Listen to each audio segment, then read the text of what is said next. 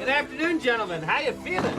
I just destroyed that porta potty, but I'm feeling better. Who did this? No! Sorry!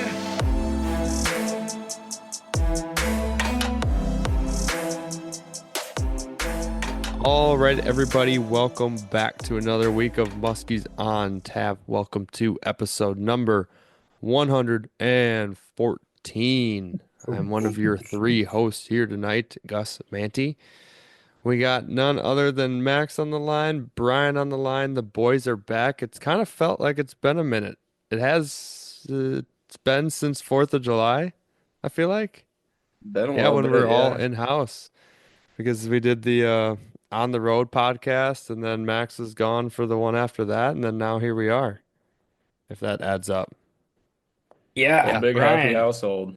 good to see your face, man. What's been hot in the streets lately? What's going on?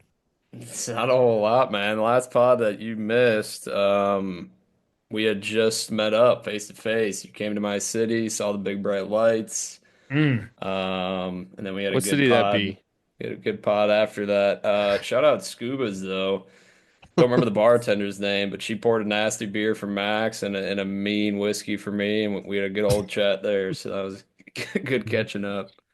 Yeah, I left you there after a few, so I was impressed by your composure there in the podcast later on that evening. You know how I am, man. I fly smooth, smooth sailing. Nice. All right, well, Gus, what's been hot in the streets for you lately then, man? You've been just fishing your ass off the last couple weeks. What's Hmm. what's the good word? Yeah, not much time off really. I think I've been telling people it's like in the last month or two, it's really just the days that I drove to and from St. Clair with the boys, where I actually had days off. But on the water, it's been great. I mean, couldn't ask for a better July. I mean, typical summer peak stuff. You just go to majority of the lakes that you think should be good or at peak, and muskies are biting things. If they're not going to hit a bucktail, you just throw the rubber baits, and of course, that comes from somebody who's out there always throwing two to three baits at a time. With the people in the boat and guiding. Of course, for those who are out solo, it might be a little bit more difficult to get on a pattern immediately because even in some of the juiciest weather, you'd think they'd only eat bucktails in top water. They're still smashing rubber. And then there's some days where it's a north wind and high bright sun, and they're just annihilating blades. So I've seen some really weird patterns come from that. Um, but basically, I've just been kind of, staying on my feet and legitimately hopping around. I was just recently on the Backlash podcast. Is actually just came out yesterday. I had a good chat with Jeff Widman on my car ride home from the lake to go back home to go lay in my bed and get right back up to get right back on the water. But like I was telling him, I think now it's a little bit it's changed a bit, but fished a good close to 25 lakes in the last 12 or 13 days. So trying to keep it fresh. That's been the biggest piece of it, especially if you're hitting, like a sub 500 acre lake or so. It's good to just hit the milk run, and if it's not going, leave. And if it is going, catch whatever you can that day, and then, you know, don't exactly have to beat it up the next day. Maybe go back in a little while and not overhit a lake because I've talked about that here in the podcast many times that you can be the pressure sometimes if you overfish a small lake and overfish a spot and question yourself like, why aren't there any muskies here right now? Well, it's probably yourself just fishing it too many times, or if it's a small spot, you might have caught or seen all the fish off of it, and there's no more to be had. Mm. So that's kind of what's new with me. I mean, the only other thing I can say off the top of my head is that still saw around like 72 to 74 degree water temps.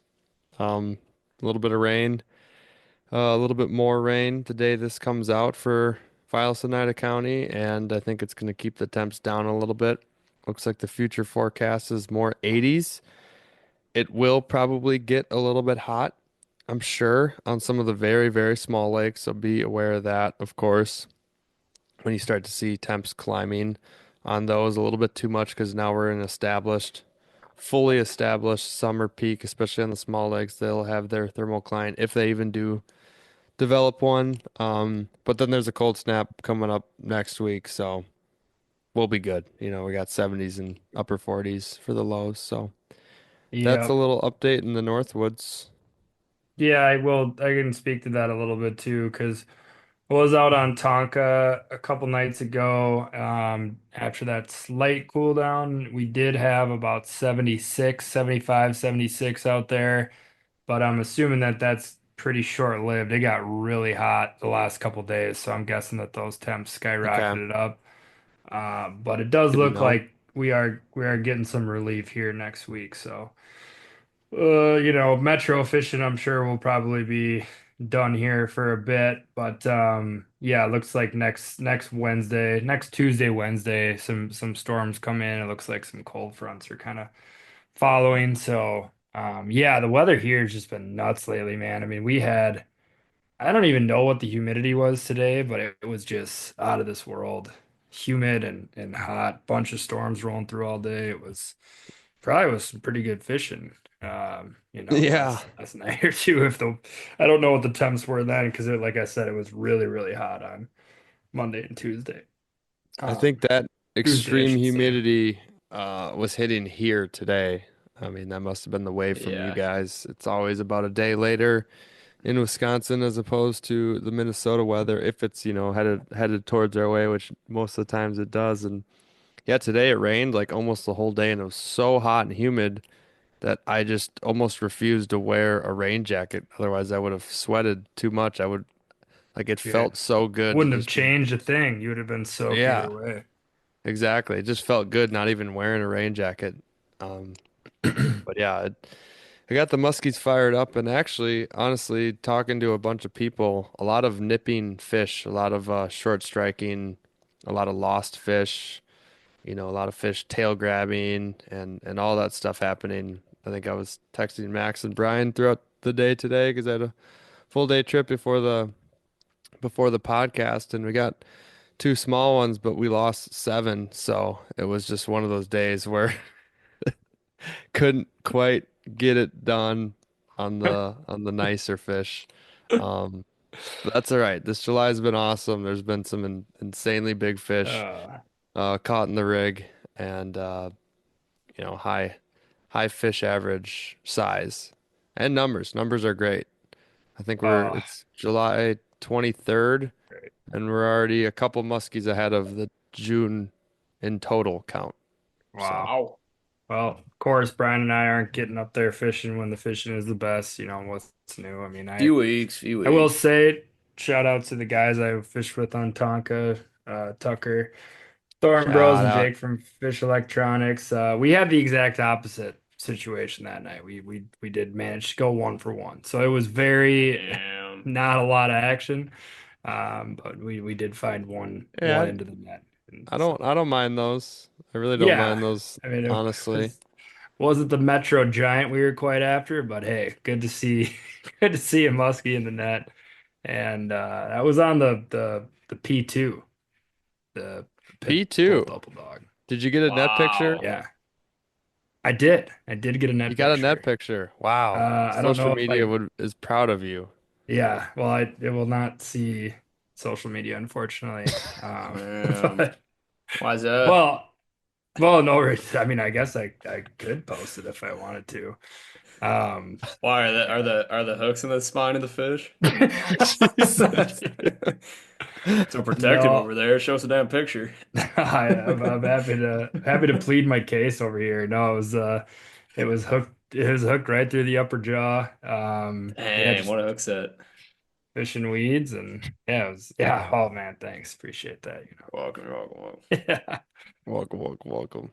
No, no, I don't guess I don't know why I wouldn't post that. Y'all got me feeling weird. I don't post any fish pictures, so you guys got me feeling Yeah, yeah, weird. yeah, I don't yeah. know. Oh, you're good, man. Just Yeah. don't do it again. That's all. Maybe I'll post it with a little PB caption, It's like Just show the far snout of the fish with the eye emoji. yeah, Short. super You close gotta up. do that. Love that. Pit bull just like covering its entire face because it's a 33 incher.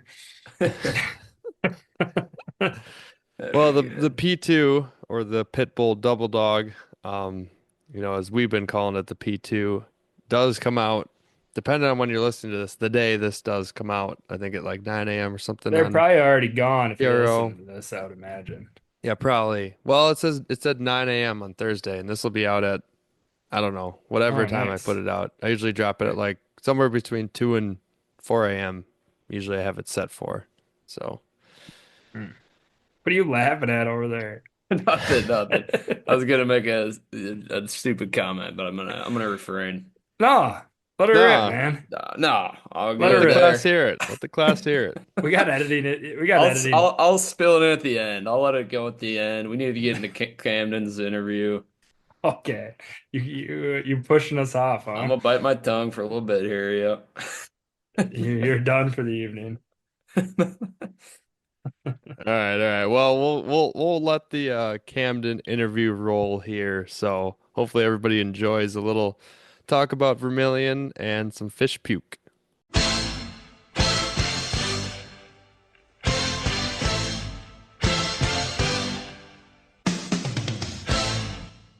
All right, here on the line we got Kamden Glade, who works for the Minnesota DNR. He's a fisheries specialist, so we got a bunch of questions that we're gonna be rifling through tonight. A lot of things that we're gonna get answered here. I know he's been on some other podcasts, but we're gonna get some up-to-date stuff with him and what he's up to. So, Kamden, how you doing tonight?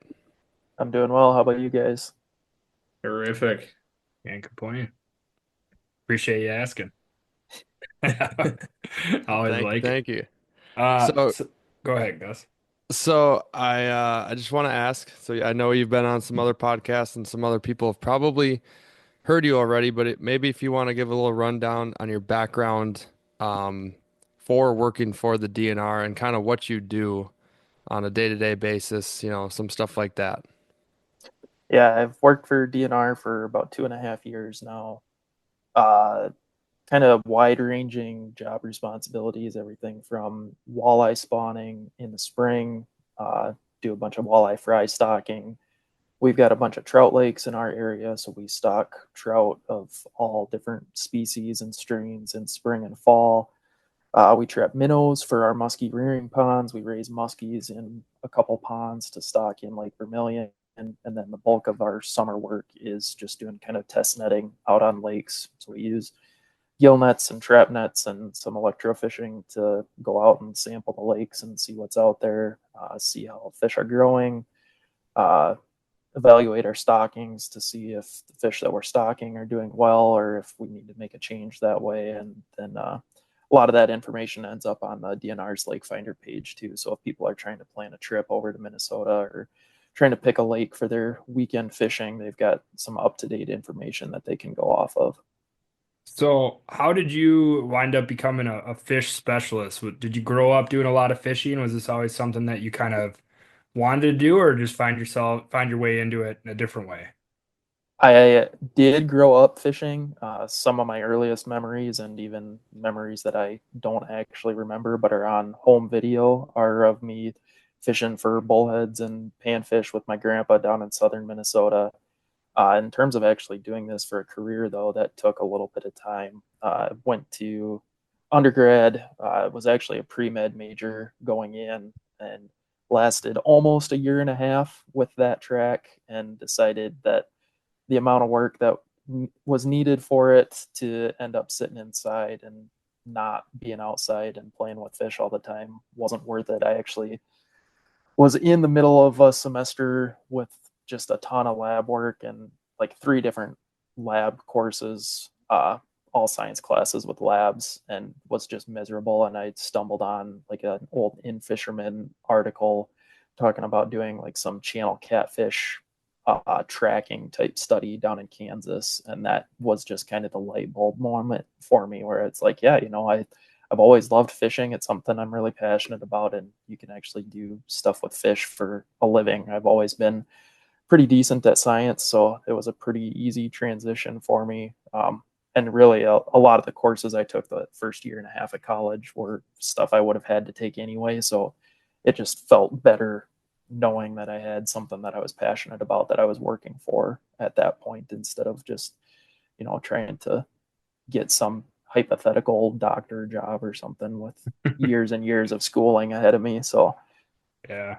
It's always interesting to hear about when people have kind of like a light bulb moment that's career oriented. Because I feel like a lot of people just kind of, fall their way into jobs one way or another. And for you to actually have that kind of moment where you're talking about, like, I was reading this magazine and I'm like, oh, I could do this. And then it ends up, I guess the effect of that one article hitting your, desk that one night or whatever it was kind of just completely altered your life trajectory is kind of crazy. yeah, it is. It's pretty wild. And I mean, I'd like to think I would have ended up doing something different anyways, based on where I was at the time. But the fact that that article found me in the headspace I was in at that time. I also had actually a professor in college that used to work for the DNR as a research biologist. So even before I read that article, I kind of had that seed planted, but it just hadn't really clicked until that point. So he ended up being my advisor for a couple of years and was really instrumental in kind of getting me on the right path for internships and eventual grad school and all that type of stuff. So Okay, yeah. My next question actually was going to be, before you worked for the Minnesota DNR, what was it? Was it what you just said, pretty much grad school and then right to work for them, or was there something in between? it wasn't quite that linear of a path. So I did 3 different internships in undergrad. The first one was actually up in your neck of the woods. Notre Dame owns some property on the Wisconsin-Michigan border up in Vilas County. Um, Hmm. and they do like an undergraduate research internship in the summers. So I did that the summer after my sophomore year. And then I did internships for Iowa DNR the next 2 summers. And then after I graduated from undergrad, I had been looking to get into grad school and just nothing really fell into place at the time. So I ended up taking a job at a trout hatchery out in Nevada, and worked out there for a little over a year before I started grad school at Bemidji State. And then once I finished grad school, I actually stayed on with the university as kind of a research assistant for a little over a year before I started with DNR. Right on. So you mentioned before we started recording here that you work with plethora of different species of fish, but this obviously being a muskie podcast, we should at least start out talking about muskies. And I think a pressing question that I got to get off my chest here to kick us off on the dialogue is, you've been working with a lot of muskies recently. Where do they live? I wish I knew the answer to that question because my weekends would Where be a can we lot find more them? fun. Yeah. Send the waypoints. But for real, so with the musky stuff, like you're talking about, you guys are raising these fry. We chatted about our friend Clayton Speece up on Vermilion this week, sending you some pit tag action. So like, just kind of give us the full rundown of like what you're doing with the muskie population as it pertains to Lake Vermilion and maybe some other surrounding bodies of water and stuff like that. I'm really curious to hear, because it seems like that lake has started to become on the upswing again from word on the street. So just kind of curious to hear what your thoughts are there on that. Yeah, we've definitely been hearing the same stuff locally too from the anglers we're talking to. It seems like the lake is on the upswing. So in Minnesota, our muskie stocking program is a statewide program. So everything is kind of coordinated throughout the state. Process starts in the spring. We've got a handful of lakes scattered around the state where they have dedicated brood stock for muskie production. So crews will go out there with nets and electrofishing and catch males and females that are ripe and ready to spawn, and they'll collect the eggs and the milk and fertilize eggs, and then those eggs will get shipped to a couple different hatcheries, mostly down like St. Paul and Waterville, have the bulk of those eggs. about that time when they're getting those eggs fertilized and in the hatchery, we are putting water into our ponds. We've got they're about 20-acre drainable ponds that we have in our area. So we fill those up with water. It's something like 75 million gallons of water. So it takes several weeks of collecting water in those ponds to get those filled up for the summer. That's usually kind of in process or about done right about the time we start doing our walleye spawning. So muskies take a back seat for us while we do the walleye stuff. And then once we're done walleye spawning, we'll start going out to small ponds in our areas with minnow traps and trying to catch food for the little baby muskies. Primarily looking for fathead minnows, but we'll take kind of whatever we can get. If it's rainbows or little chubs or small suckers or whatever we can find, we'll throw those into the pond so that those muskies have food when they get here. Those muskies typically hatch, kind of mid to late May, depending on the spring. And then they grow up inside in tanks in the hatchery for a few weeks. And then we get those into our ponds, hopefully around the 1st of July. This year we got them a little bit earlier. We got them like middle of June for the most part. But we have gotten them as late as like mid-July. And then they're basically in those 20-acre ponds, swimming around, doing their thing, hopefully eating lots of minnows and growing big. And then we drain those ponds in October, and those fish get pit tagged and stocked into Lake Vermilion. What is Lake, their real Go ahead. quick? How much do they grow in like that first 6 weeks then, and then going like into October? Are they just like inch a week, or what are they Also, doing? are they eating like a lot? Like, are you when you like dump the bucket of minnows in there? This could be a really dumb follow-up question as well for Are Brian's, they but just like, like piranhas? is it like yeah, is Yeah, it like a that's what I'm tarpon off of like imagining. a Florida pier type deal, or what does that look like? So we usually try to have all our minnows in the ponds before the muskies get there because the minnows that we're catching are adult minnows. So the goal is to get those in the ponds and let them spawn in the ponds so that there's tons of little baby minnows Oh, swimming Wow. around by the time the muskies get in there. Um, Dang but it. yes, like for the most part, when those muskies get dumped in the ponds, they're looking for food right away. Hmm. We were actually just out this week sampling the ponds, checking on growth for those fish. And the guy I was working with, he's in charge of the ponds. He's the Lake Vermilion biologist, so he's kind of in charge of the ponds and everything that has to do with Lake Vermilion. He calculated it out that those fish are growing like 3 millimeters a week or a day, I should say, 3 millimeters a there's a day. day. Okay. So there's 25 millimeters in an inch, so almost an inch a week is Yeah, kind of the growth rate we're looking that's at right now. insane. They That's were they nuts. were about 2.5 inches when they got into the ponds in June, and we're hoping for. I mean, we've gotten them as big as 11 inches. The Eesh. goal is kind of a 10-inch average in October, but it's pretty hit and miss, especially with as far north as we are. We've got a pretty short growing season, and even like this year, July has been pretty mild. The water temps are pretty cool up in our area, so not sure exactly what the growth rates are going to be going through the summer, but we're kind of trying to raise numbers and get them as big as we can by October. The management plan for Vermilion calls for 3,000 fingerlings every year.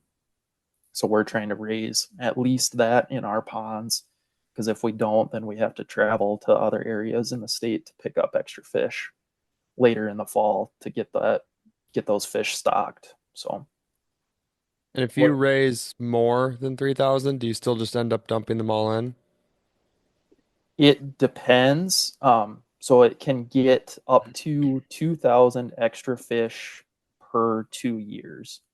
So no more than 8,000 fish in a 2 year span. But then, like last year, we ended up stocking a bunch of fish from our ponds into the St. Louis River estuary and another reservoir down by Duluth. Previous years, we've sent fish down to Mille Lacs as well. The ponds that we have are technically considered infested with spiny water fleas, so we're a little bit limited on where we can send those fish, just because we can't cross contaminate. by sending them into a lake that doesn't have spiny water fleas. So there's really only 3 or 4 places we can send extra fish. But like I said before, it is kind of a statewide thing. So if we have extra fish, we got to make sure all the other lakes in the state meet their quota before we can start stocking extra fish. And you talking about these fingerlings, do you have any kind of formed data or even just a speculation on, what percentage do you think of these fingerlings actually make it to like a 30 to 35 inch growth rate? Like, do you guys try to kind of figure that data out? I guess if you're dumping in 3,000 a year, of those 3,000, how many do you think actually make it to 30 inches, call it? We don't know yet, but that's kind of what we're working on with the Trying pit to tag do. stuff. Yep. Cool. So the management plan got updated in, I think it was 2017. So that's when the stocking became annual. It had been on an every other year stocking prior to that. And then in 2017, that's when they started pit tagging all the fish that got stocked as well. So we've got a little over 24,000 fish that have been pit tagged and stocked since 2017. Wow. And we're just kind of on the front edge of starting to learn a little bit about what those fish are doing out in the lake. So just total curiosity here, and you might not have an answer for me, but do you like where does the pressure, I guess, or kind of like initiation to do this muskie stocking come from? Like, I know that's probably a pretty ignorant question, but like, who are you guys trying to appease by hitting these 3,000 annual muskie, stocking quotas and stuff? Like, I'm always kind of curious, like, where's the incentive for you guys to make sure you're hitting those numbers? So the way Lake Vermilion in particular works, and I'm not 100% sure how common that is across the lake. Lake Vermilion is it's in the large lake program, which is basically the 10 largest walleye lakes in the state. So the management is a little bit more intensive. They get sampled every year, and the management planning process for those lakes is a little bit more intensive as well. So when they were revising the last management plan, they had a group of stakeholders basically representing all different angler groups, the Lake Association, Resort and Tourism Association on the lake, and every group kind of had a seat at the table to try to make decisions for management going forward on the lake. And with muskies, it's pretty hot and cold. You either love them or you hate them. So trying to strike that balance between keeping the diehard muskie folks happy with putting enough fish in the lake and keeping the kind of people that could care less about muskies, or there are some people still that would rather we not stock muskies in the lake ever again. So trying to find that balance where everybody can kind of come to an agreement, even if they don't necessarily like the final outcome. Do you feel like, do you hear that outside pressure from, like, I guess, we see it a lot as like muskie, the quote unquote would be the diehard muskie anglers at that table. So it's like, do you kind of hear that noise from people saying like, man, we got to stock more muskies, we got to stock more muskies, even though, our world is kind of, we got tunnel vision, right? Like, we're just thinking about one species, and I'll be the first to admit that. So I'm just kind of curious, as somebody in your position, like on the other end of the spectrum here, of like the one actually doing the work, do you kind of feel that from like anglers, I guess? Absolutely. I'm new enough in my job that I probably don't hear it as much as some of the people that have been around longer. But we definitely hear it from people, whether it's wanting us to stock more fish or stock bigger fish or do more sampling, whatever it is. We definitely hear it from outside groups on wanting to see different stuff. And sometimes too, it is just kind of, they want to see us doing something. And a lot of the work that we do isn't always the most visible, depending on where you're at and how often you're out on the lake and that kind of stuff. So that could be part of it as well. But we do definitely hear that outside noise from time to time. Yeah, no, I was kind of curious about that, because I think, we can all be experts like sitting in around a table with a bunch of beers saying, well, if they just did this, that, and whatever, it'd be so easy. We'd have a flourishing muskie population. But it's really fun to talk to people like yourself who actually kind of know what's going on behind the scenes and what it takes to, stabilize a population or build up a muskie population. And also, like you said, have that work with all the other factors that you guys have to deal with too. Like it just seems like there's a lot of moving pieces to figure out. Yeah, definitely. Cool. S- I got one thing to ask about when you said they went to a yearly plan now of stocking on Lake Vermilion, other than maybe fishing reports of people just, complaining that it's not as good as it used to be, or we're not catching as many muskies or this and that. Um, did you see a trend in like your netting and shocking up to that where you started to see less muskies, if that makes sense? I honestly haven't really looked at the historical netting numbers from the lake. Um, Okay. I know the one survey that I do know of was in 2019, so just shortly after they made that change, and none of those newer fish had showed up yet, but they caught, I think it was like 715 individual muskies, and a couple of them they caught a couple different times in that spring survey over 2.5, 3 weeks of netting. They really haven't done much muskie electrofishing out there. Um, Couple different reasons for that. It's a ginormous lake. There's tons of rocks that you can run into, and especially on the east end of the lake, the water is pretty stained. And a lot of times when we're looking for muskies with the shocking boat, you're kind of running around with a spotlight looking for fish up shallow and then maneuvering the boat on top of them instead of just kind of cruising shorelines like you would if you were looking for bass or walleye. So it's a little bit trickier in that stained water than it is on clearer water. So um, not aware of any targeted musky electrofishing. We do catch them every Hmm. once in a while when we're looking for bass or walleye, doing that kind of stuff. But in terms of the actual trends in the netting data, I'm not 100% sure if we had seen anything at that point or if that was largely driven by angler reports of declining catch rates and that kind of stuff. Gotcha. So I got maybe a two-part question here. One kind of has to do with so you're pit tagging all these fish since 2017 now, and soon in the coming years and going forward, you're going to get information from, even just fishermen like Clayton, who sent in a couple pit tagged fish, or it could be, other guides up there and whatnot. Uh, what are you kind of looking, what are the main things that you're going to look for um, out of Lake Vermilion of getting the information on these muskies? Um, I kind of have, an idea of a couple, but maybe there's some that I don't know what you guys are looking for. And then I have another one, but maybe I'll remember it in a minute. So, Sounds good.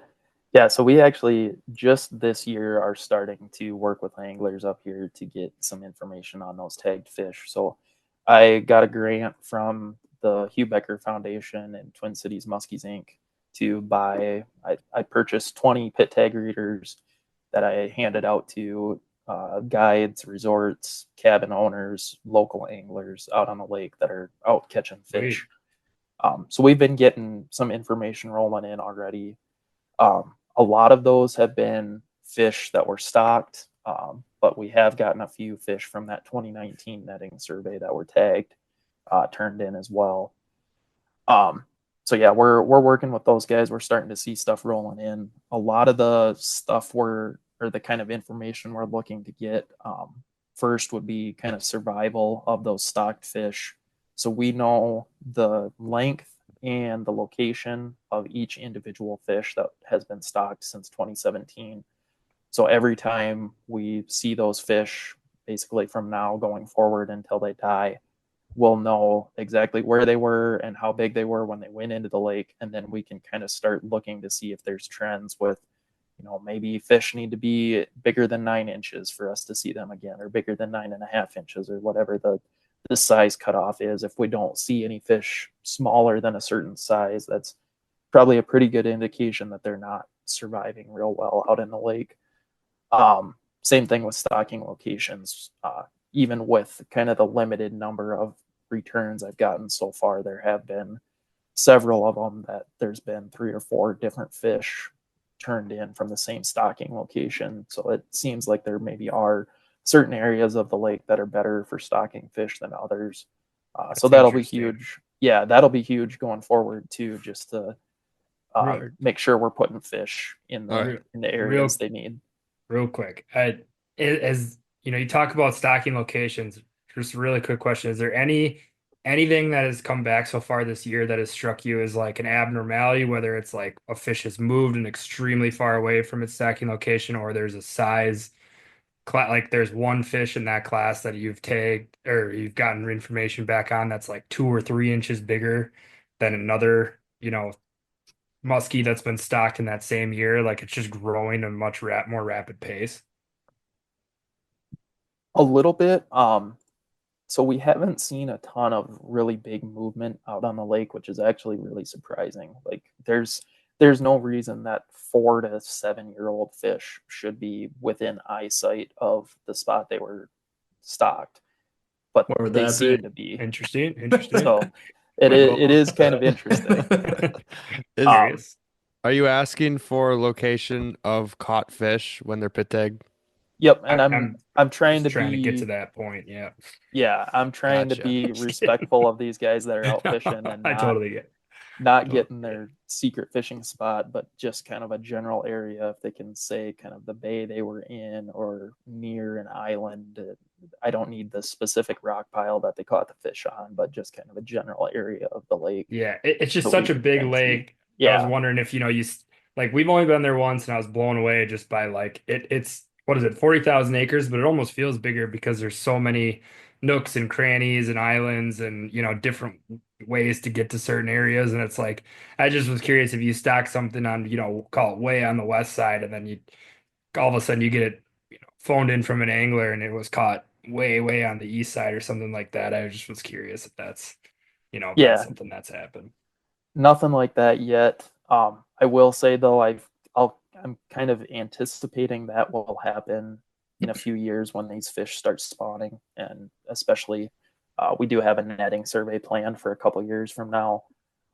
So those fish will really start moving, especially the males. It seems like they find a shoreline and they just start swimming and they don't stop until spawn season is over and water temps get warm enough, and then they finally pull off and go eat some food and recover. But they just basically do laps around the lake looking for females to spawn. So I would imagine we'll see some males making some pretty impressive movements once we get to that point. Crazy. Those boys are starving out there. Frying on College Ave. Home in the streets. Right. I'm curious. So I feel like pit tag readers or pit tags have been around for a long time, but it just feels like this year it's kind of been like popular for a lot of these guys to get their hands on a pit tag reader. How were pit tags being read prior? Was it just in like the DNR's hands? Was it just very few anglers around? I think it's a great idea to, you know, get them out as much as you can. Obviously, you're gonna get a lot more data that way, but what's kind of the history of those?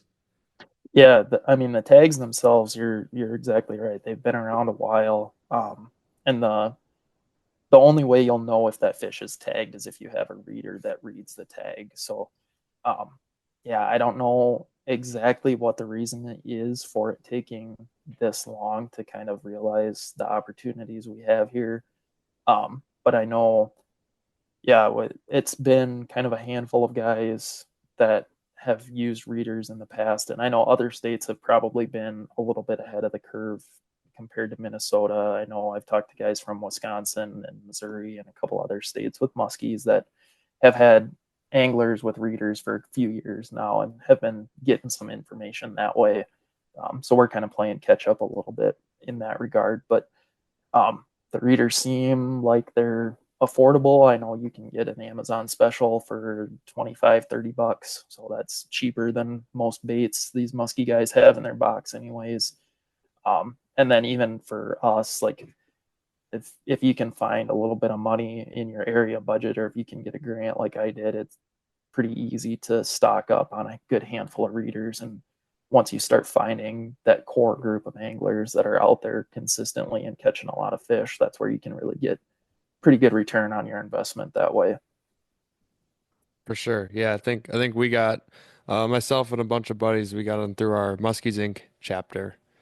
So that's where we got them donated through. But I remembered my question. I even had another one. I'm gonna do one about the fish stocking that just randomly popped in my mind.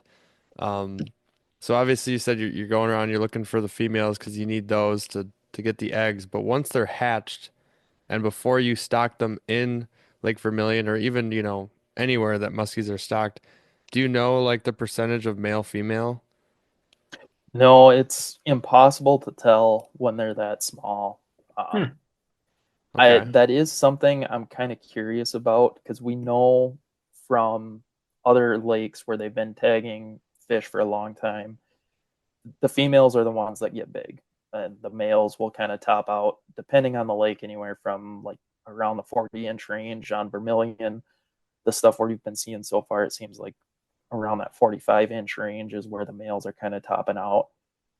We see some pretty crazy variation in size even at early ages for those fish. Like when we're talking about trying to get a 10-inch average out of our ponds in October, that's just the average for all 3,000 fish or however many fish we pull out of there. Within that, you can have some fish that are 11, 12 inches, or maybe even a little bigger if you get some real big ones. And we've seen fish come out of our ponds that are like 6 inches in October. So it'll be really interesting at some point once we start getting enough of those tagged fish coming back to see if they're starting to kind of separate their growth rates even within that first year, if the females are growing faster that early or if it takes a little while for them to start separating out. So That Yeah. stuff's gonna be super cool to see. I'm blanking. Who did we have on recently? We were talking a lot of pit tagging stuff. Taps and tackle. Yeah, Yeah. with them, and they were talking about how there was a male that they Matt like, and Joseph. yeah, they scanned a male. I'm not sure where, somewhere in Wisconsin, and over the course of like 5 years, it went from like 33 to 35 inches. Like that thing was just done growing at 35 inches its whole Yeah. life. yeah, we had one male that was tagged in 2019, and it had grown a half inch in 6 years when somebody caught it this year. How big was So it? 45. Oh, okay. At least he got up So there a little So bit. it yeah, topped, but it that's just a nice topped. fish, Yeah, but it just hit Oh its he's yeah. done. peak and Yeah. stopped.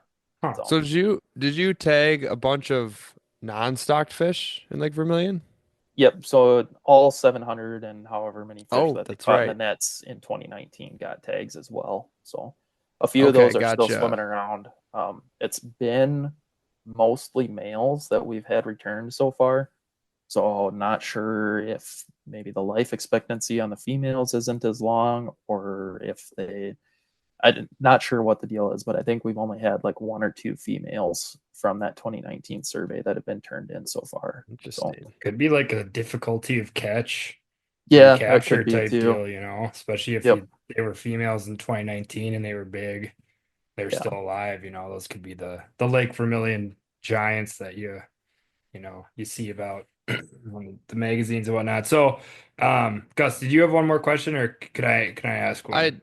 no, I do. It might be altered just because I totally forgot that you said you tagged all 700 and whatever 15 or 20 of those fish in the 2019 survey, but I was gonna kind of ask first, so the 2017 or since 2017 tagging those, about 8 years old, how large do you expect or suspect, just say we'll go female, not male, for those fish to be by now? So I'm looking at my spreadsheet right now. We've had four of those 8-year-old fish turned in so far, ranging in size from 39 and a half to 44 and a half inches. Okay. So So that's pretty solid. yeah, Um, that's real solid growth, especially okay. like 44 and a half inches blew me away when I saw that one come in. I never would have expected a 8-year-old Wow. fish to be that big. So my question here is say take the 44 and a half and any fish under that you I don't know how to put this exactly, that somebody catches and doesn't have a pit tag in it, could you expect it to be a naturally reproducing fish or, because if it's a way older stocking, it could, be a 2016 or I guess 2015 stocked fish, I guess, but chances could be low. So yeah, I guess you just expect that to be a naturally reproducing fish.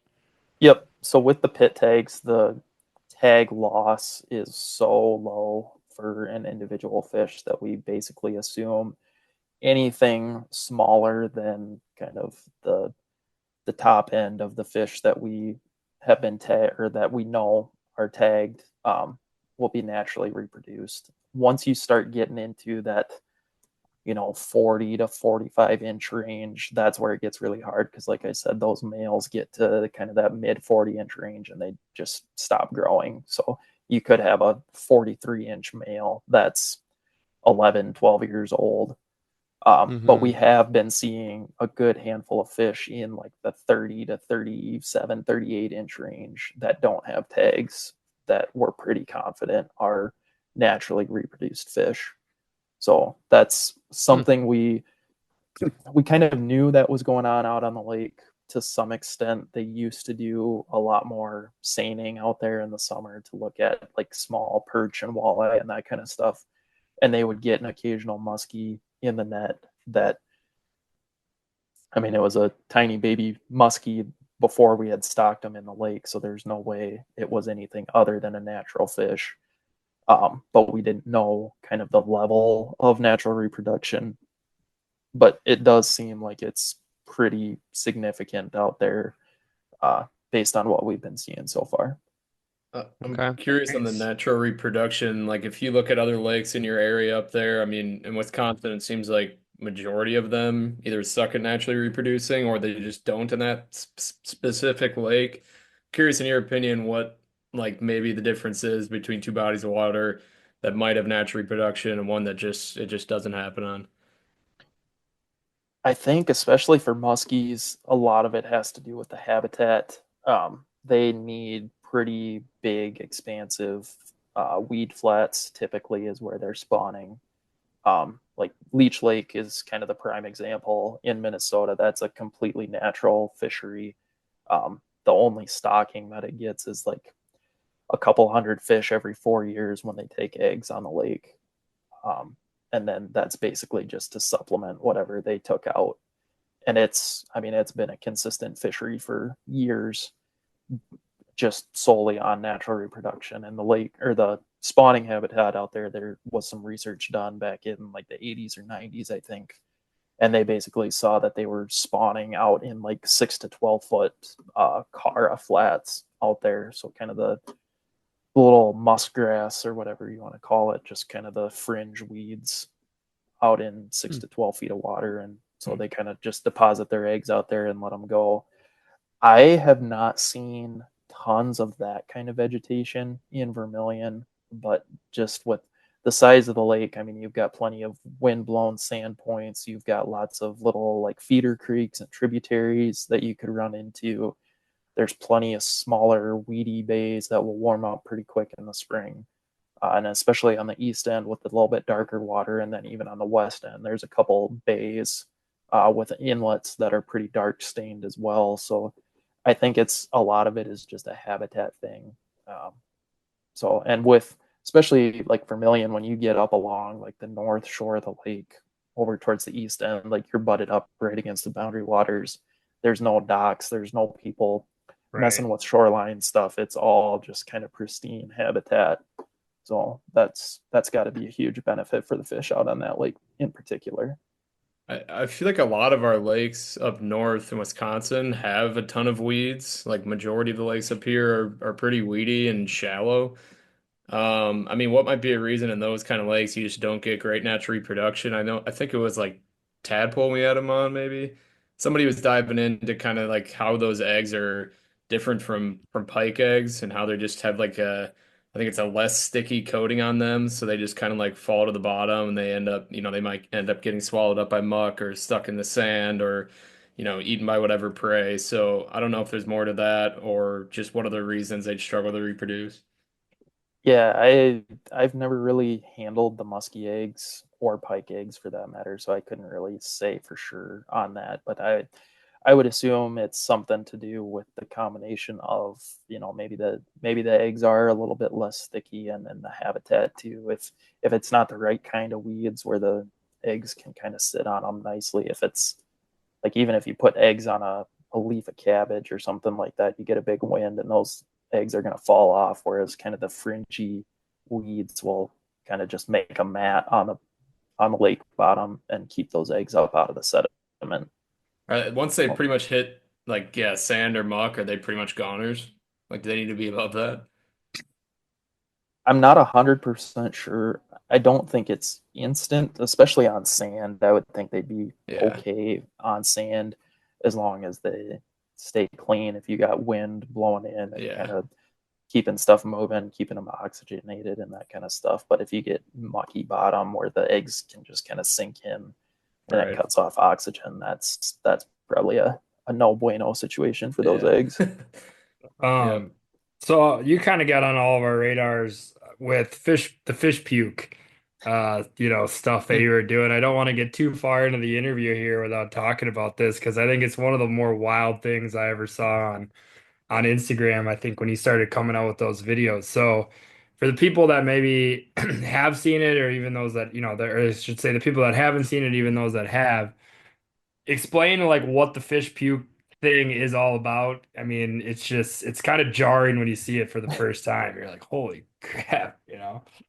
Yeah, so that was my master's project in grad school at Bemidji State University. So I started there in 2019, and the project kind of stems back to, the mid to late 20 teens. There was a lot of controversy in Minnesota about muskie management and muskie stocking. There were some groups that were, pretty anti-muskie. They had legislation introduced to try to change muskie management and muskie stocking and kind of tie the hands of the DNR and kind of dictate how things could happen, especially in lakes where muskies weren't native to begin with. That legislation didn't pass, but it did kind of shine a spotlight on maybe some information needs that DNR still needed to be able to justify the muskie stocking and muskie management that they were doing. There was research from Wisconsin. There was a diet study done there in the late 90s. And then even in Minnesota, we had done research looking at like walleye net catches in lakes with and without muskies and in lakes before and after muskie stocking, and really hadn't seen any like population level changes in walleye or crappies or bluegills or whatever other types of fish people like to fish for. But we hadn't really had kind of the clear cut in Minnesota lakes. What are these fish eating?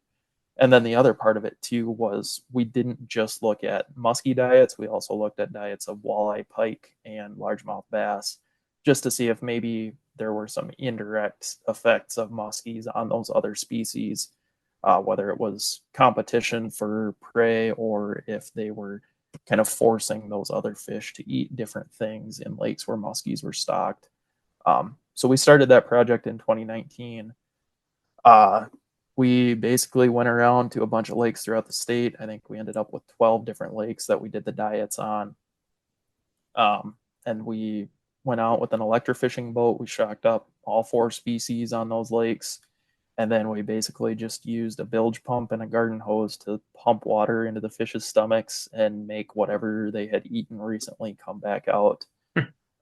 So we could kind of get a good look at what they were eating. We could identify it, we could measure it, we could see how big it was. And then the key with that whole process was that we were able to release those fish back into the lake. So a lot of diet studies, you'll end up with, you'll either catch fish in the nets and they'll be dead already, or you'll electrofish for them and then you'll have to euthanize them somehow.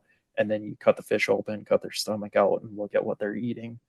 And that's super effective. You know exactly what's in there, and you can see pretty good detail what's in the stomach, but especially for the muskie populations, that's not really a feasible way to go about doing that kind of research if you're taking even a moderate portion of the population out of some of those smaller lakes we were working on. So using the fish puke, being able to release those fish back into the lakes was kind of a key element there, especially for the muskies. So what were they eating? What were they eating? You gotta let us know, like what was going on. Anything that would fit in their mouths. It was incredible. Looking back at some of the stuff, I mean, kind of the usual suspects, I guess you could say, were kind of the most common prey. So perch were a big one. That's not really a surprise to most people. Suckers were a pretty big one too. Again, not really a surprise. In certain lakes, panfish, so bluegills, pumpkin seeds, crappies, a few rock bass, that kind of stuff. A few bass, not a ton, but they did tend to be a little bit on the bigger side, which was a little bit interesting. And then a The couple bass of or the muskie? the bass that were getting eaten were, like more in the 12 to 15 inch range. Damn. So Big meal. taking down some big old bass loins. Sizable. Yeah. But then the other two that were pretty common that we saw that were a little bit of a surprise were northern pike, which maybe shouldn't have been a surprise just because there's tons of them. A lot of those lakes in Minnesota, they don't tend to get very big, and they got no spines, they got no hard scales. They're basically just a hot dog swimming around in the lake. So it's pretty easy for a muskie to grab those things and just slurp them down. So some of those were actually the longest prey that we saw. I think there was a muskie that took down like a 26-inch northern pike. What? Oh my at one God. point. So How yeah, big was the muskie?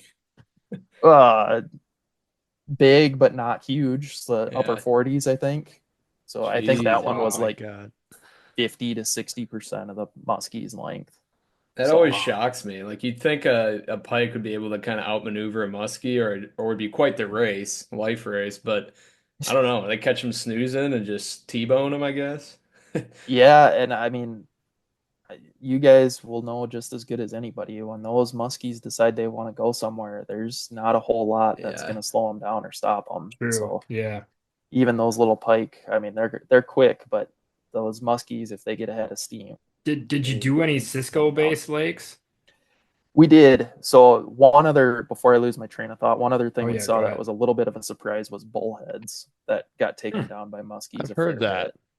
So Interesting. and kind of similar in the fact that Wild. they don't have any like tough scales. And if you've ever seen bullheads swimming around in a lake, they don't swim very They're fast. not fast, no. Yeah, they just kind of look dopey swimming They around in just the wiggle. lake. So It's like a big Funny. goldfish. yeah, so it's not super surprising there, but I can't imagine that those spines feel real good in a muskie's mouth trying to get that thing down. Dang. So Did you get any furry critters? a few furs, a few feathers. So Wow. So it's Ducks? real. some birds, some muskrats. Jeez. So yeah, those were pretty wild. Someone's got to Not- make a topwater beaver for us then. Muskrat imitation. yeah, little muskrat imitator would be great. So Max, you did ask about the Cisco's, and we did specifically look at Cisco lakes. That was kind of one of the components of the project going in, was to see if, maybe in lakes with Cisco's, if the muskies really keyed in on the Cisco's, and then maybe all the other species ate different stuff, and that would be kind of how they separated out their diets. We saw a handful of Cisco's in the lakes with really strong Cisco populations, but even in lakes that have kind of moderate to low Cisco populations, we didn't hardly see any Cisco in the muskie stomachs. Part of that was just the way we were sampling. So we were out there electrofishing, and that really only works in shallow water. When we're doing like bass and walleye electrofishing, we're in basically 4 feet of water or less the whole time. When we were doing the muskie stuff, we would push out to, I think the deepest we ever got one was out of like 10 feet of water. But if you see a muskie out in 10 feet of water with the shocking boat, it's maybe a 50-50 shot if you're going to get that fish in the boat at It's that kind of point. crazy. So that if one of those muskie had Cisco in it, would have had to have swam pretty deep or pretty far off the break. Because like where Yeah. is Cisco usually staged in midsummer? I mean, aren't they 50 feet down?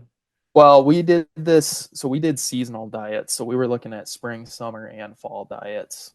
Okay. So a lot of the Cisco's that we did see were in the fall after stuff had cooled down a fair bit. So then those Cisco's could kind of be anywhere Yeah. and everywhere again. But yeah, in the midsummer especially, um, it kind of depends on the lake where the thermocline sets up. But those Cisco need really good oxygen and they need cold water, so they're going to be kind of out in the basins of the lake in as deep a water as they can be that still has good oxygen, because that's going to be the coldest water that they can find. So the fact that we saw any Cisco in diets in the summer is pretty incredible, because yeah, those fish would have had to take down a Cisco out over deeper water and then swim up shallower Right to back up. rest and digest for us to catch it that way. Gotcha. So when you're sampling other like bass and walleye to see what they've been eating, you just said, I mean, you're able to harvest them, so you just cut their stomach open. We did the same procedure on those whenever we could. Yeah. So just because the the actual stuff you get out of the stomach tends to be in better shape if you pump the stomach as opposed to cutting the stomach out. Um, it doesn't preserve as well if it's in the stomach, so it starts to break down a little bit and it gets harder to identify and everything. I So don't know. I don't know if you know this or not, but like a 48-inch muskie taking down a 26-inch pike. Do you know how long that takes to digest? Like how long is that fish chilling? Hmm. it depends on the water temp. So the fish are all cold blooded, so everything about them is driven by water temperature, and that includes digestion. The warmer it gets, the faster stuff is going to digest. Is that But up until a even point? Like even in 80-degree water, are they still digesting? their metabolism is still running, but it can almost, yeah, get to the point where they're just stressed out that they don't even eat at that Yeah. point. Yeah. Um, so we did never deal with super hot water like that. But just even catching muskies for us in the summer was pretty challenging on a lot of lakes. They weren't hanging out up shallow like they were in the spring and the fall. So the encounters that we had were quite a bit lower in the summer. But even in the summer, when Interesting. metabolism is cranking, a big 26-inch pike, that's going to take at least a couple days to completely digest and clear the stomach. Wow. Yeah. So What's the biggest muskie roughly that you guys fish puked, I guess? we had two of them. I think it was two of them that were over 54 and 3/4. We didn't ever quite touch 55, but we got pretty dang close a couple times. Dang, So, that's but then we crazy. we Those had big fish as ones. small as like 12 inches as well. So kind of Oh Yeah. wow. running the whole size range. I'd like to be behind you fishing when you're done pumping a stomach. That thing's got to be starving. It'll eat anything.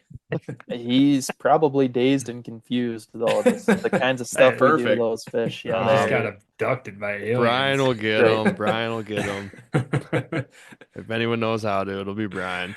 That's crazy. So 54 and 3/4 is the biggest you guys took out and pumped. Is anything in those super large females that was surprising, or was it just the same old diet as like a typical 46-incher? And Yeah, it was pretty much the same old, same old.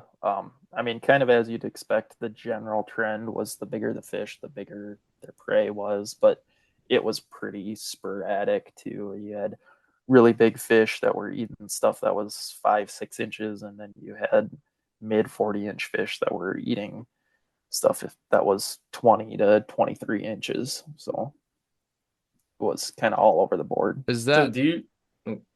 I was just gonna ask, is like a muskie's peak years like more in that upper four? I mean, I guess Minnesota and Wisconsin, like since the top end's different, but is that more like their peak growing size? Because you see the really, really big ones, and sometimes they just look old and mangled, and then you see like a 46 to 50 over in Minnesota, and they just look pristine, like they're still just growing fast.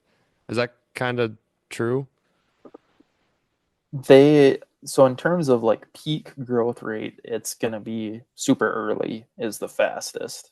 Like Okay. we're seeing 4-year-old fish that are 30 to 34 inches already.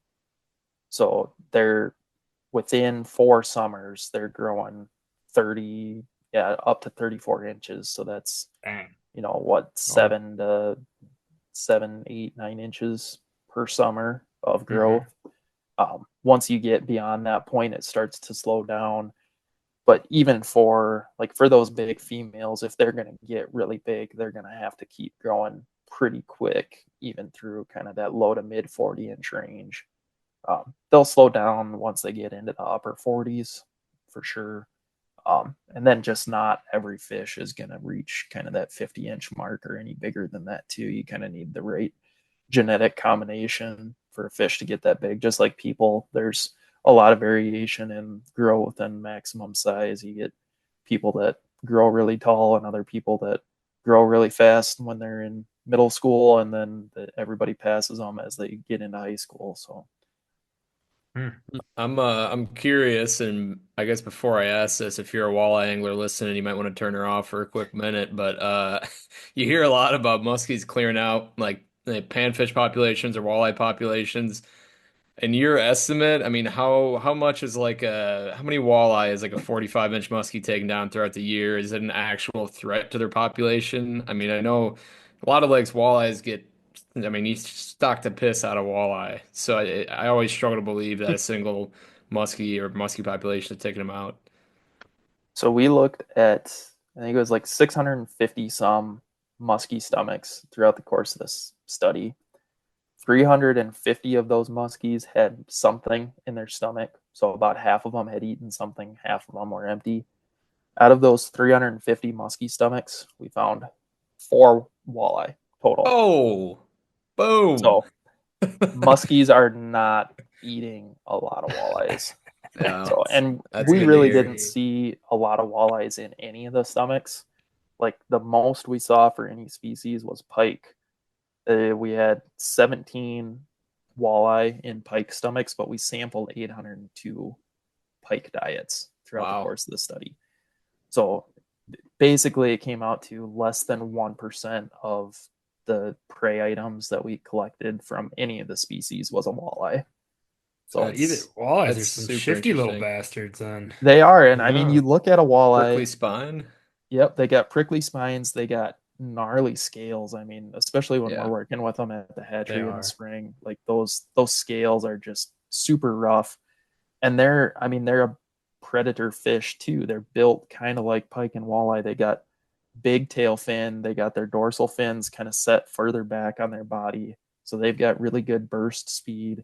They're able to kind of maneuver around, and walleyes generally tend to be kind of wary and pretty aware of what's going on around them. So if something is lurking in the weeds and trying to get a snack, they're probably going to be pretty aware of what's going on and pretty good at avoiding getting taken down by something like that. So So that's really interesting. on the flip side to the question I just asked, then I mean we've kind of seen this trend. Maybe I'm way off, but on the chain where when the pike population has been good, the muskie have seemed to be off, and then vice versa. So when you pumped, you said like 800 pike. Did you see many muskie that the pike were taken down, or maybe it's just from like stress over fighting over territory, or is there any trend at all between those? So looking at the diets, the only place we ever found muskies was in muskie stomachs. So we didn't ever see muskies in pike stomachs or anything. We didn't necessarily target lakes that we knew were getting stocked when we knew they were getting stocked. So that's something that could probably be looked at going forward, is, really put in some dedicated effort around when lakes are stocked in the fall, and just kind of check those areas where you were stocking fish and check all the different predators. I mean, I know there's been stuff from Ohio where they looked at bass that had eaten muskies or tiger muskies or whatever they were stocking at the time. So you could basically do the same thing, just condense it down into the fall and really look for muskies in some of those other predator stomachs. In terms of like trends with pike populations and muskie populations, we kind of have seen something like that in Minnesota, but it's been more consistent where in lakes where muskies are stocked, we tend to see more stable pike populations, whereas in lakes without muskies, the pike populations have continued to increase over the last like 40 or so years. Just we see more and more of them in our test nets when we're out there doing lake surveys. And the average size of the pike tends to be bigger in lakes with muskies than in lakes without muskies.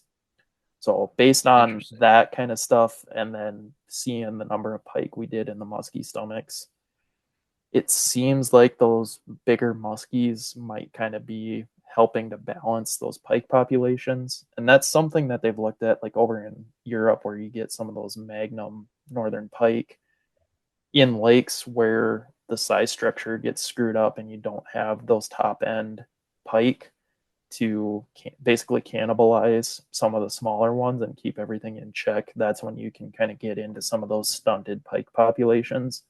So having that top end predator, even though it's not technically a pike, having those muskies in the lake can kind of help balance things out again. Yeah, that definitely makes sense. Well, we're running at about an hour here, so I'll let Gus and Brian get in any of their last questions, but I got one more for you. Just kind of a broad reaching question here. So, this has been extremely interesting, and I guess I'll just kind of leave with this thought. Like, as somebody who, is now working extremely close with the fisheries, you know, what do you think? Do you feel like the overall trajectory is on a healthy path right now? And then I guess secondly, is there anything that would give you concern kind of moving forward with like the state of Minnesota fisheries? Yeah, it seems like stuff is on a pretty good trend right now, especially just like within the last 2 years or 2.5 years now of doing lake surveys up here. Not just muskies, but kind of everything. We've been on kind of a trend where our walleye catches have been really good in a lot of lakes. We've been seeing lots of panfish in a lot of lakes, and the average size has been pretty good. So nothing really concerning that way. In terms of fisheries here in Minnesota, everything seems to be going pretty well, at least in our area. I can't speak for the rest of the state.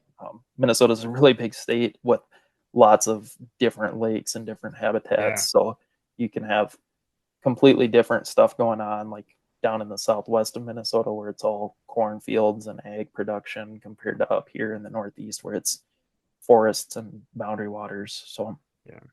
Well, it's great to get a peek behind the curtain on kind of the stuff you're working on and hearing all the work you guys are doing. I think it's good for people that are listening to this to have a, good baseline respect kind of for all the work you guys are putting into it, and understanding that how much stuff kind of goes on to get the fisheries, on a good path. So, really, really appreciate you hopping on. Gus, Brian, you guys got any parting thoughts?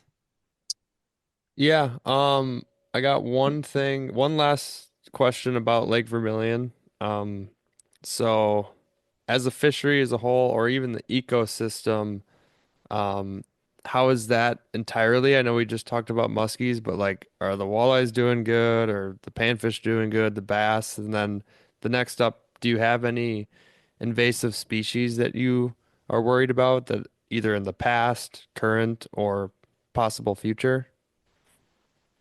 yeah, so Lake Vermilion actually is kind of the poster child for what I said earlier about everything going pretty well currently. So walleye catches have been pretty consistently good.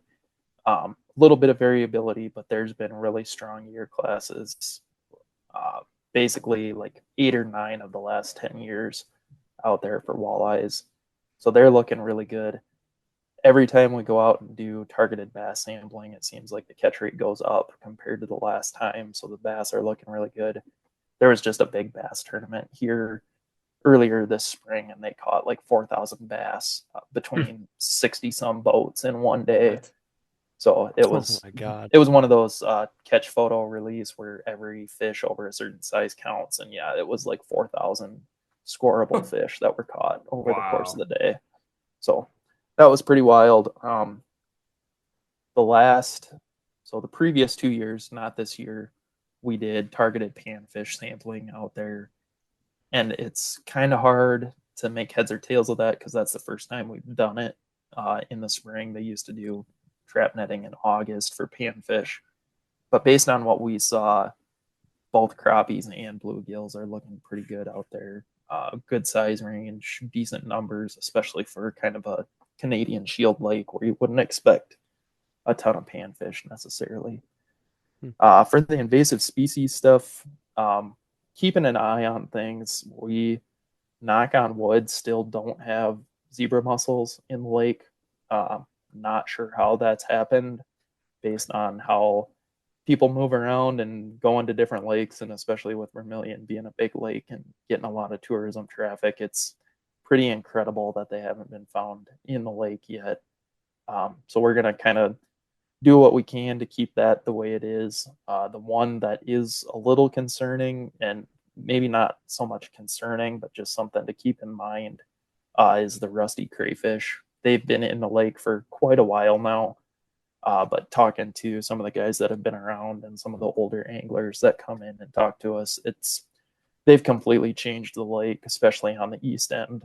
There used to be pretty expansive cabbage beds and nice weed beds out on the main lake, and those are just completely gone now with the rusties. Yeesh. So you can still find pockets of weeds here and there in some of the bays, and the west end tends to be a little bit better. The rusties doesn't seem like they've made it that far west yet, but they are kind of slowly making their way to the west on the lake. So How do you Can you get rid of go ahead. rusties?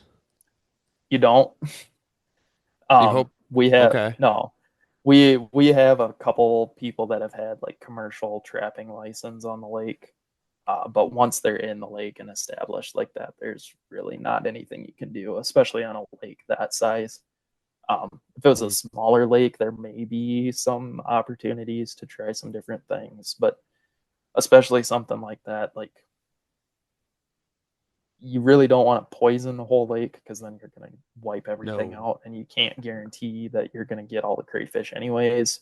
And then at that point, it's basically just some sort of manual removal, and that's next to impossible, especially on a lake like Vermilion. So they're just And kind of there at this point. yeah. And do fish eat those crayfish, I assume? Absolutely. Yep. So we did sample a couple lakes with rusty crayfish when I was in grad school, and everything ate them. Bass, walleye, pike, even muskies would take down rusty crayfish from time to time. So they are a pretty good food source, and that's potentially one of the reasons we've seen the increase in some of the bass stuff. Bass populations over the years is just having that additional food source, especially for the smallmouth. Gotcha. And what's the size and color of these crayfish you speak of? Well, they can get pretty big. Those rusties, I've seen them as big as like 6 inches or so. Oh, wow. And they Jeez. range from like super bright red to kind of a more maroon. Chartreuse. I've never seen a chartreuse one. Pink, purple? I would, this might be a dumb question, but hopefully I'm not the only one listening to you here that is also wondering, but what's like the exact threat with the mussels? Because I've heard about them a lot. I know they're all over Lake Winnebago here by me. So what exactly do they do and how are they so destructive? Good question. Thank you. So basically, the reason they're so destructive is because they don't have any sort of native or natural predator in the lakes. So just like any other invasive species, they get in the lake and they take off, and their population just goes absolutely crazy. With the mussels in particular, they are filter feeders, so they're basically sucking everything out of the water, and whatever they use for growth they take in, and then whatever is waste just gets deposited on the bottom of the lake. So for like adult fish, that's probably not a huge deal, but when any of these fish are small, like right after they hatch, they're feeding on tiny zooplankton out floating around in the water column. And even for some of the important prey fish, like ciscos in particular, that's basically what those fish are feeding on throughout their whole life. So once you get zebra mussels into the lake, that takes away a lot of that food source. The zooplankton numbers tend to crash when those populations take off, and that can really disrupt, especially the smaller fish. So that's when you can see missing year classes and poor recruitment for some of those fish, and that's where you start to get into issues. Interesting. Yeah, I just saw an Instagram post the other day of like they just found zebra mussels. I don't remember where at all, but it was some trout fishing river and it was like a big deal. They just found them there. So I'm assuming that those would, like you were saying, taking all the particles and nutrients and then your things farther down the food chain, like midges and stuff, might not survive as long. Then the trout aren't getting, one of their most common meals. Yep, that's kind of the same Yeah. story. Damn. One random last question, just because we're talking, you brought up like bugs and stuff. What kind of hatches do you have on Lake Vermilion aside from mayfly hatches out there? Oh, I'm sure there's some sort of like midge hatch throughout the year. Um, yeah, I don't spend, well, I'm trying to spend more time on Lake Vermilion throughout the summer, but the past couple of years I haven't spent a lot of time out there outside of like spring and fall sampling. Um, so yeah, I'm not 100% sure what other Okay. kinds of bug hatches are going on out there throughout the course of the summer. Gotcha. I've just seen like videos of people in Minnesota, and it could be somewhere other than Vermilion, honestly, where they're fishing at night and their whole boats are just covered. And I'm not really sure. They just say bugs. It's kind of hard to tell from the videos and whatnot. So I wasn't sure if Vermilion had that crazy hatch or something like that goes on. Yeah, I've never experienced it on Vermilion like that, but on some of the other lakes when we were doing night electrofishing in grad school, it can be pretty incredible and almost like make you feel claustrophobic at times, the number of bugs that are Oof. coming out, especially when you're doing the electrofishing. Like you're standing on the front of the boat with a bunch of spotlights shining down into the water. Those bugs just are Going sucked into that crazy. light, and it's Oh, insane. When we were doing that kind of stuff, we did see like some caddis hatches occasionally, different lake caddises, a little bit different than some of the stuff in the streams. And then some other type of bugs. I don't know. I'm not a huge bug guy, honestly, so I try to avoid looking at bugs as much as possible It's because not I. why you got into the DNR. Right. Yep. Yeah, it's fun. Oh man. All right. fishing Well, out bugs. this has been super informative, and we really appreciate you making time to come on and share all your research and thoughts and every insight with us. It's been yeah, it's been great. Very educational. Can't thank you enough. Yeah, thanks for having me. And if anybody's coming up to Vermilion this summer and they're going to be fishing for muskies, reach out, get in touch. Not sure if I have any pit tag readers on hand at the moment, but depending on where you're staying, I can potentially get you in touch with a resort that's got one. Or if you've got your Hmm. own, get in touch and I'll let you know what kind of information I'm looking for, and we can go from there. And I'll try to get you some cool information on the tag returns that you get to me. And Sweet. How then how can they uh, get in touch with you? However, you can find me. Email is probably the best way. But email, Instagram, my work phone is all good. I can give you guys my work contact if you want. Otherwise, Instagram, Facebook, both work as well. Sure. yeah, if you want to give your email, if you're comfortable giving your number, we do that with a lot of the guides on here. So whatever you want to give out. Yeah, so my email is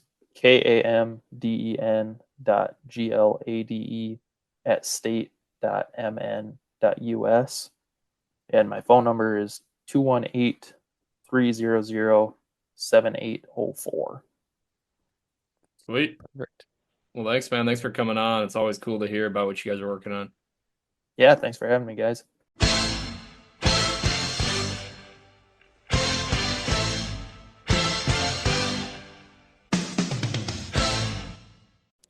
All right. Well, we can't thank Kamden enough for taking time out of his schedule and chopping it up with us here about a ton of questions that we had about all sorts of fisheries questions. He's the fisheries specialist for the Minnesota DNR.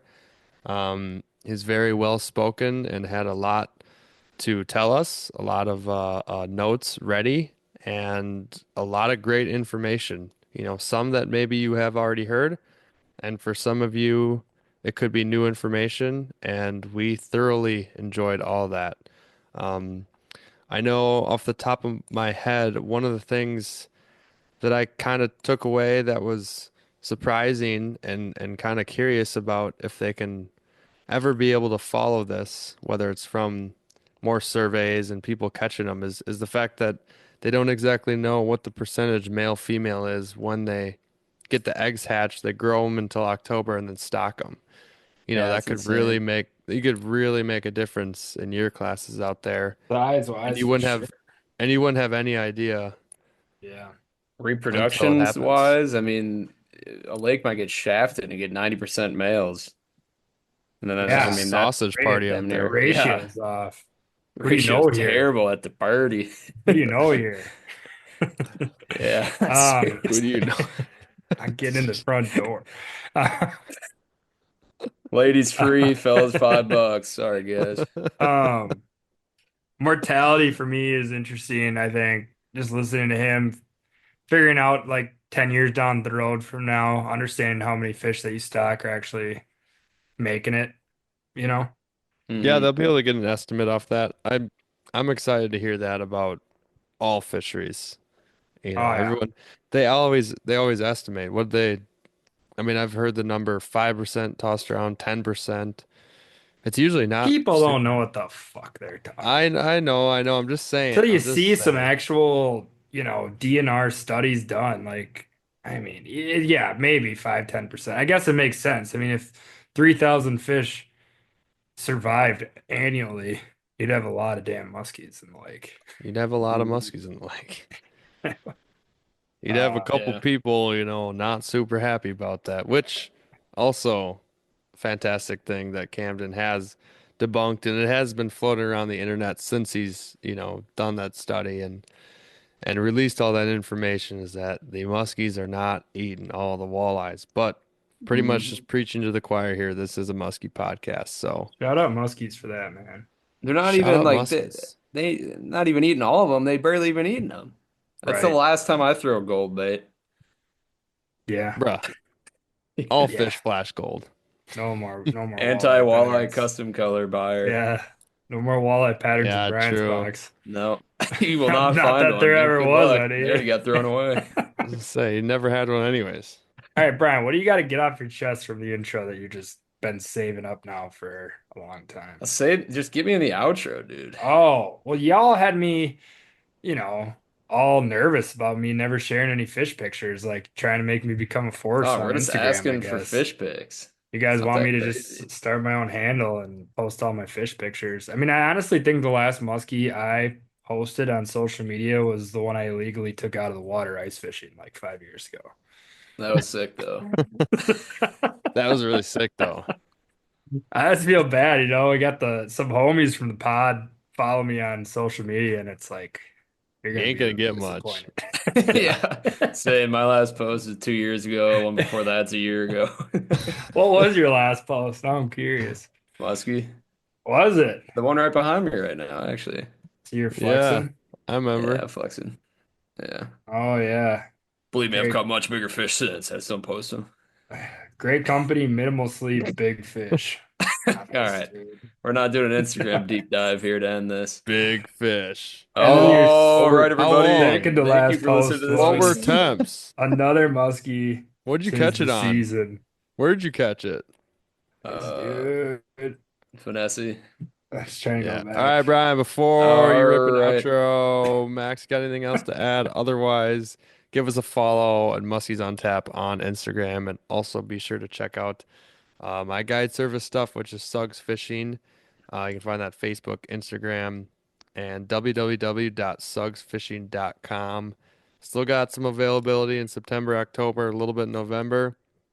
By the time this comes out, I might only have like one half day, maybe one full day left in August. That is it. So, I Yeah. think Brian, I I think what huh? I'm curious. I'm Huh? curious. mm-mm. I think it's damn Okay. near we're getting close to damn near time here to do another giveaway. Mm. I'm being honest. What I are you will gonna give away, say- Brian? What you got? Box of marbles. Okay. Trading cards.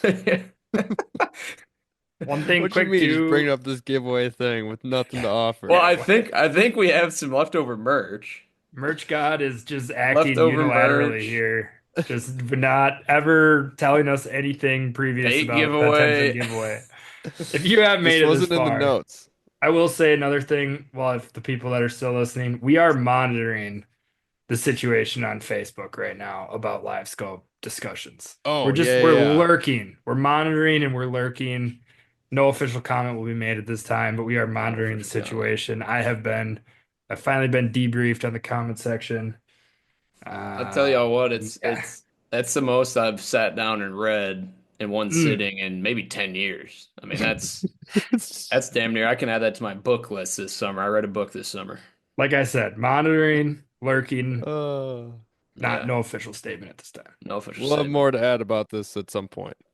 Yeah, maybe. Not enough time on the night. Maybe.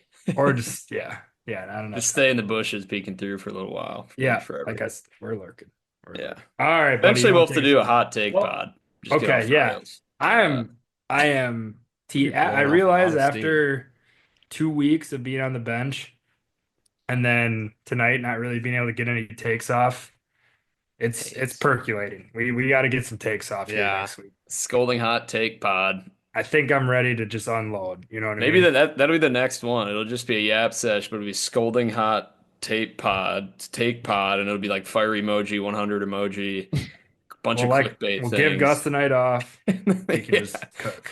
I'll come back here. I'll click record and I'll just leave. That way, Gus's name, as you can't slander his name. You can come to see us. Yeah. Just the Max and Brian pod. Oh God, I wonder. where that would All go. right, everybody. Thank you for listening to this week's episode of Muskies on Tap. Shout out to Kamden Glade for coming on. Very gracious with his time tonight. Spitting absolute knowledge bombs left and right. Shut up, walleye fishermen. Muskie are not your problems. You got bigger problems to worry about. And guys, like you heard, the P2 Pitbull 2 with well, I'll spill the beans here, guys. Guess what? They added a tail. Believe it or not, they added a second tail. to the You're not Pitbull. spilling any And beans. guess what? And guess what, guys? Guess what? I have already sent an email to them to add a third tail. There's going to be a third tail pitbull coming soon, guys. Stay tuned. Thank you for listening. Peace. Never been seen before.